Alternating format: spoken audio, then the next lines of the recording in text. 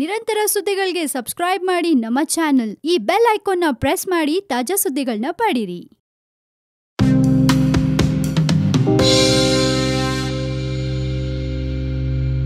Hello, ನೀವು ನೋಡ್ತಾ ಇದ್ದೀರಾ ವಾಣಿಜ್ಯ ಕನ್ನಡ ಯೂಟ್ಯೂಬ್ ಚಾನೆಲ್. ನಾನು ರಶ್ಮಿ.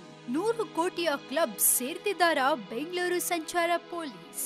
ಎಸ್, ಬೆಂಗಳೂರು ಸಂಚಾರ ಪೊಲೀಸರು ಈ ವರ್ಷ 100 ಕೋಟಿ ಕ್ಲಬ್ ಸೇರುವ ಎಲ್ಲಾ ಸಾಧ್ಯತೆನೂ ಇದೆ. ಅಷ್ಟಕ್ಕೂ ಈ 100 ಕೋಟಿ ಕ್ಲಬ್ ಅಂದ್ರೆ ಏನು ಅದನ್ನ ಹೇಳ್ತೀನಿ ಕೇಳಿ. ಈವರೆಗಿನ ಸ್ಪೀಡ್ ಗಮನಿಸಿದ್ರೆ ಖಂಡಿತ ಪೊಲೀಸ್ ಅವರು 100 ಕೋಟಿಯ ಕ್ಲಬ್ ಸೇರೋದು ಗ್ಯಾರಂಟಿ. ಸಂಚಾರ ನಿಯಮ ಉಲ್ಲಂಘನೆಗೆ ಸಂಬಂಧಿಸಿದ ಹಾಗೆ 4 ತಿಂಗಳಿನಲ್ಲಿ 33 ಕೋಟಿ ರೂಪಾಯಿ ದಂಡದ ಮೊತ್ತ ಸಂಗ್ರಹವಾಗಿದೆ. ಇನ್ನು ಈ ವರ್ಷದ ಜನವರಿ 1ರಿಂದ ಮೇ 31ವರೆಗೆ 37 ಲಕ್ಷ ಪ್ರಕರಣಗಳನ್ನ ಸಂಚಾರ ಪೊಲೀಸರು ದಾಖಲಿಸಿದ್ದಾರೆ. ಇನ್ನು ಹಿಂದಿನ ವರ್ಷದ ಸಂಖ್ಯೆ ಬಗ್ಗೆ ಹೇಳಬೇಕು ಅಂದ್ರೆ 2016ರಲ್ಲಿ 91.80 ಲಕ್ಷ ಪ್ರಕರಣಗಳು ದಾಖಲಾಗಿ 67 ಕೋಟಿ ರೂಪಾಯಿ ದಂಡ ವಸೂಲಿ ಮಾಡಲಾಗಿತ್ತು. ಈ ವರ್ಷ ದಾಖಲಾಗ್ತಾ ಇರೋ ಸಂಚಾರ ನಿಯಮ ಉಲ್ಲಂಘನೆ ಪ್ರಕರಣಗಳು ಹಾಗೂ ಸಂಗ್ರಹವಾಗ್ತಾ ಇರೋ ದಂಡದ ಮೊತ್ತ ಗಮನಿಸಿದ್ರೆ 100 ಕೋಟಿ ರೂಪಾಯಿ ದಾಟುವ ಸಾಧ್ಯತೆ ಇದೆ ಅಂತ ಅಧಿಕಾರಿಯೊಬ್ಬರು ಹೇಳಿದ್ದಾರೆ. ಇನ್ನು ಡ್ರೈವಿಂಗ್ ಲೈಸೆನ್ಸ್ ಇಲ್ಲದೆ ಇರೋದು, ವೇಗದ ಚಾಲನೆ, ಟಿಂಟೆಡ್ ಗ್ಲಾಸ್, ವಿಮೆ ಇಲ್ಲದೆ ಚಾಲನೆ ಮಾಡೋದು, ಹೆಲ್ಮೆಟ್ ಧರಿಸದೆ ಚಾಲನೆ ಮಾಡೋದು, ನಿರ್ಬಂಧಿತ ಪ್ರದೇಶದಲ್ಲಿ ಹಾರ್ನ್ ಬಳಕೆ ಮಾಡಿರುವುದು ಹೆಚ್ಚಿನ ಪ್ರಕರಣ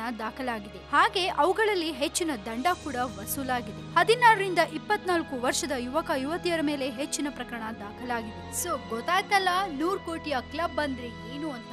ಈಗಾಗಲೇ ಬೆಂಗಳೂರಿನ ಸಂಚಾರ ಪೊಲೀಸರು 67 ಕೋಟಿಯಷ್ಟು ದಂಡವನ್ನ ವಸೂಲಿ ಮಾಡಿದ್ದಾರೆ. ಇನ್ನೊಂದ್ ಸ್ವಲ್ಪ ದಿನದಲ್ಲೇ ಇದು 100 ಕೋಟಿಯಷ್ಟು ದಾಟತ್ತೆ. ಬಟ್ ಎಲ್ಲೋ ಒಂದ್ ಕಡೆ ಇದಕ್ಕೆಲ್ಲ ಕಾರಣ ನಾವೇ ಅಂತಾನು ಅನ್ಸತ್ತೆ. ಎಷ್ಟೋ ಸರಿ ಹೆಲ್ಮೆಟ್ ಇಲ್ದೆ ಡ್ರೈವ್ ಮಾಡೋದು, ಲೈಸೆನ್ಸ್ ಇಲ್ದೆ ಡ್ರೈವ್ ಮಾಡೋದು, ಇದರಿಂದಾಗೇನೆ ಇಷ್ಟು ಕೋಟಿ ದಂಡದ ಹಣ ವಸೂಲಿ ಆಗಿರೋದು. ಸೊ ಫ್ರೆಂಡ್ಸ್, ದಯವಿಟ್ಟು ಎಲ್ಲರೂ ಟ್ರಾಫಿಕ್ ರೂಲ್ಸ್ ಅನ್ನ ಫಾಲೋ ಮಾಡಿ, ಹಾಗೆ ದುಡ್ಡನ್ನ ಉಳಿಸ್ಕೊಳ್ಳಿ. ಇದ್ರ ಬಗ್ಗೆ ನೀವೇನ್ ಹೇಳ್ತೀರಾ? ನಿಮ್ಮ ಒಪಿನಿಯನ್ಸ್ ಅನ್ನ ನಮ್ ಜೊತೆ ಶೇರ್ ಮಾಡ್ಕೊಳ್ಳಿ. ಹಾಗೆ ಮತ್ತಷ್ಟು ಸುದ್ದಿಗೆ ನೀವ್ ಮರಿದೆ ಸಬ್ಸ್ಕ್ರೈಬ್ ಮಾಡಿ ನಮ್ಮ one India Kannada YouTube channel. ಜೊತೆಗೆ ಈ ನಮ್ಮ ವಿಡಿಯೋ ನಿಮ್ಗೆ ಇಷ್ಟವಾದಲ್ಲಿ ದಯವಿಟ್ಟು ಶೇರ್ ಮಾಡಿ, ಲೈಕ್ ಕೂಡ ಮಾಡಿ.